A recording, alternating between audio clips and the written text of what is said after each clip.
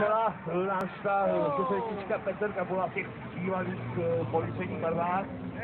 616 se nám otočilo proti směru, Petr Laurinec. Ono sice bylo řečeno na rozpravě, že budeme dnes nějaké faul. Podle mého názoru se nedá brát jako faul, protože v tom zápalu boje, kdy si ostatní každý chce vyhrát, tak to prostě končí, jak to končí a mnohdy tam těm stokaničním dojde.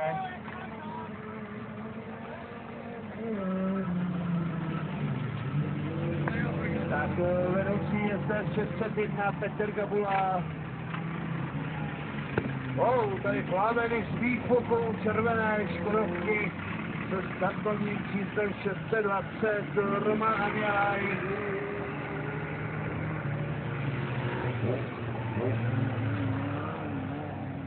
Tak další škodovka nám zůstala stát na trati, já na tu vzdálenost nevidím, číslo nevidím. Takže vám neřeknu, kdo je tím nešťastný, tam zůstal stát. V těch policejních barvách tady máme dvě a no, tak to je souboj, kolo na kolo.